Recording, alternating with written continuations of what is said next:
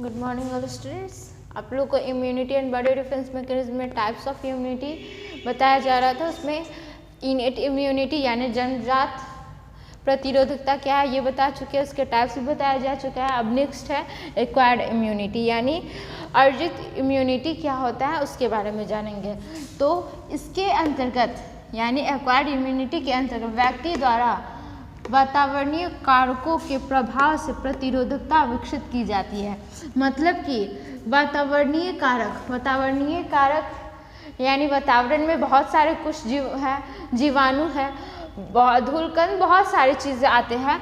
तो वातावरण में जो भी पाए जाते हैं वो हमारे शरीर में प्रवेश करते हैं। तो उनके प्रवेश करने के प्रभाव से हमारे अंदर उसके विरोध काम करने के लिए एंटीबॉडीज बनते हैं, जिससे हमें प्रतिरोधकता मिलती है यानी इम्यूनिटी मुझे प्राप्त होती है और इम्यूनिटी को बढ़ाने का काम करती है। उसको हम एक्वायर्ड इम्यूनिटी कहते हैं। ठीक है, टाइप्स ऑफ एक्वायर्ड इम्यूनिटी।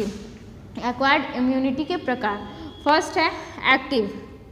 दो होते हैं एक्वायर्ड इम्यूनिटी, दो प्रकार के होते हैं। एक है एक्टिव जिसको सक्रिय कहते हैं और दूसरा है पैसिव जिसको निष्क्रिय कहते हैं। ठीक है, तो एक्टिव इम्यूनिटी किसे कहते हैं? तो इस प्रकार की प्रतिरोधकता की उत्पत्ति शरीर में एंटीजन के प्रवेश होने पर एंटीबॉडी निर्माण द्वारा की जाती है। जैसे कि वैक्सीनेशन होता है, वैक्सीनेशन या फिर इम्यूनाइजेशन होता है, टीकाकरण। तो उसमें क्या होता है कि वो एक्टिव इम्यूनिटी होता है। ठीक है, एक्टिव इम्यूनिटी इसलिए क्योंकि बच्चे में जर्म्स को प्रवेश कराया जाता है।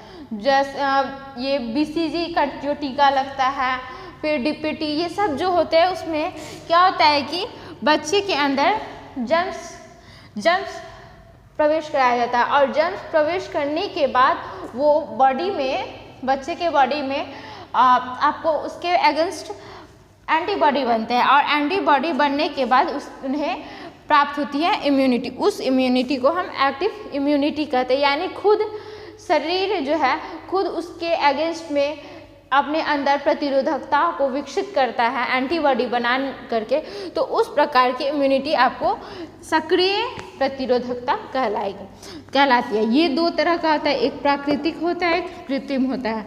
एक प्राकृतिक जो हमें नेचर से प्राप्त हो उसको प्राकृतिक कहते हैं, नेचुरल कहते हैं, नेचुरल एक्टिव इम्यूनिटी। और दूसरा होता है कृत्रिम यानी आर्टिफिशियल, जो कि बनाया जाता हो, उस तरह की इम्यूनिटी को हम आर्टिफिशियल एक्टिव इम्यूनिटी कहते हैं। ठीक है, फिर सेकंड में आया पैसिव इम्यूनिटी यानी निष्क्रिय प्रतिरोधकता क्या है?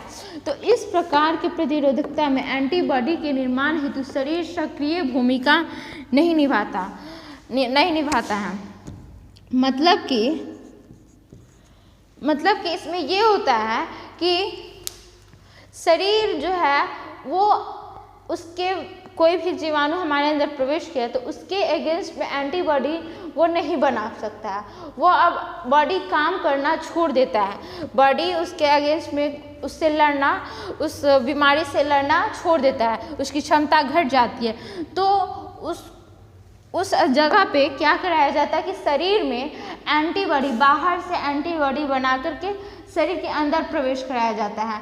क्योंकि उस वक्त उस पैसिव इम्यूनिटी, उसी को जब शरीर में आपको एंटीबॉडी प्रवेश कराया जाता है, बाहर से एंटीबॉडी प्रवेश कराया जाए, उस इम्यूनिटी को पैसिव इम्यूनिटी कहते हैं। पैसिव इम्यूनिटी में उस इंसान को दिया जाता है जिसका शरीर काम करने योग्य नहीं होता है, जिसका शरीर किसी भी बीमारी से लड़ने, जर्म से लड़ने के लिए सक्षम नहीं होता है, उसको पैसिव इम्यूनिटी दी जाती है। यानी एंटीबॉडी बाहर से दी जाती है। तो ये भी पैसिव इम्यूनिटी भी दो तरह के होते हैं, एक प्राकृतिक होते हैं और एक कृत्रिम होते हैं। ठीक है, प्राकृतिक जो नेचर से प्राप्त होता है, आर्टिफिशियल जो खुद से बनाया जाता है। ठीक है, अब नेक्स्ट है आपको टाइप्स ऑफ वैक्सीन।